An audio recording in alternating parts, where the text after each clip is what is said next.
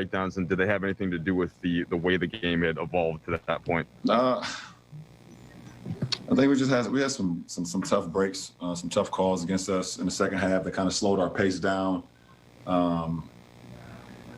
You know, and it just slowed everything down. We couldn't get back into a rhythm after the game was slowed down a little bit, and they did a great job of countering that. So something we can learn from, and you know, it's always great to have games like that. Yeah, what's the balance between frustration at a loss that you feel like you should have had, and then also kind of acknowledgement of the bigger picture for you? Oh, well, I mean, obviously, you know, it's frustrating anytime you lose, you know, especially when you know you could have played better, and we know we could play much better. So you learn from all of that, and you know, apply it to the next game. Bill? Hey, LeBron, you had a couple of travels in the fourth quarter, specifically that first one. I think after, you just want to talk us through those then? Yeah, I mean, I don't know. I mean, I've seen him on replays, and you know, it's a move I've been making pretty much my whole career. And if that's the call that's going to be called travel, then I would like to see it across the whole board. You know, every game, and it consistent like that. I mean, it's so funny because the very next play, you know, Draymond gets into the lane and slides his foot, and it's not called, and the same official who called me for the travel is right there on the play and told me he didn't travel. So that's definitely, you know, something that I got to be more, you know, leery about, but I have not been called for travels like that in my career. Kyle? Hey, LeBron, as a team, I think you guys only had 4 fast break points and on that last possession before the timeout.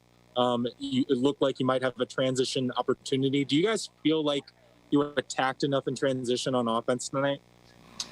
I think at times, including myself, we settled for the perimeter shot in transition instead of attacking to the rim. But, you know, we've been pretty good at that all year. And, you know, some games you're going to have, you know, we would love to be in transition more, but you got to get stops, one, to be in transition. And in the fourth quarter, you know, they did a good job of not allowing us to get too many stops. Dave? Kyle Kuzma said that it's a 72-game season, and maybe it's going to be hard to keep the urgency up. Is there some human nature complacency going on here that could have been part of the recipe tonight? No. Melissa? I'm sorry, Dan? LeBron, you guys probably won't play very many games this season where you and AD combined to score, I think, 36 points or something like that offensively. Why was it so disjointed, do you think, for the two of you guys offensively tonight? I mean, both of us was just a little bit out of rhythm, you know, and I think, you know, we're going to have games like that this year where we're out of rhythm. The best thing about our team is we had guys that picked us up. You know, Dennis was great. You know, Trez, again, coming off the bench was great. Kuz, you know, got hot for us a little bit in that third, made some shots for us. So, you know, in times where we both are just a little bit out of rhythm, we have the ability to have our teammates that picked us up and still give us a chance to win, which we had tonight. Last 3, Melissa. Hey, LeBron. We're approaching the 1-year anniversary of Kobe's death, and you obviously have done so much to honor him, including winning a title in his honor. I'm curious, when you think back to the events of that day, how do you process the emotions of it and just sort of the emotions of the year that followed afterwards? Try not to take myself back to that position or that place or that time frame. Obviously, he's looking down on us, you know, along with Gigi, and just proud of what we're trying to do here as an organization. And hopefully we continue to make him proud as well and make her proud to wear the purple and gold every night. So I don't want to live in the past. I definitely don't want to live out that day again. So, you know, it's about always continue to move forward and continue to live on his legacy. Last 2, Mark Medina. Hey, LeBron, in 2-part here in lieu of Martin Luther King Day, you had shared in the bubble that you were reading the autobiography of Malcolm X. So I was wondering, is there a book about Martin Luther King or one of his speeches that really resonates with you? And what do you draw from how both Martin Luther King and Malcolm X brought about change on the I've never read an autobiography of Martin Luther King. You know, obviously I grew up every In school, you get taught a little bit about him, especially during Black History Month, things of that nature. But as I continue to grow and continue to come into myself, you just read a lot of his teachings, a lot of his speeches, a lot of his forecomings and things that he believed in and things that he preached that would be better for the change of America and change for the better people. So, when you just look at some of his most famous quotes and things that he was able to say to the people and believe in, it's things that we're going through right now. It's things that if we apply, then it will make our society a lot better. He was a man of the people, and he had a lot of power, and that's why he was ultimately gunned down, unfortunately, because of the power that he had for the people. People resonated with him. People believed in him. People wanted to walk with him and talk with him and be with him. You just live on. His legacy, along with Malcolm X, continues to live on about what they preached and what they believed in. Still to come on Access, Lakers led by as much as 19 against the Warriors, but let it all go away. They lose this one 115-113. We'll have more right after the break. Got here, fourth quarters have typically been a strong point. Just wondered if tonight's was in its own right, kind of its own occasion, or if it was something that was building throughout the double-digit leads and such that you saw throughout the game. They were making tough shots. We stopped playing defense. We had a lot of turnovers late that we could have avoided. Other teams did the same thing to the Clippers. Down 22, come back win. Our defense was really good to start the game. Even in the first half.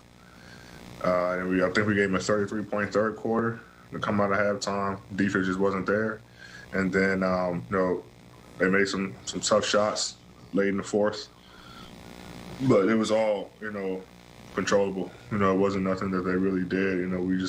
Our rotation was bad.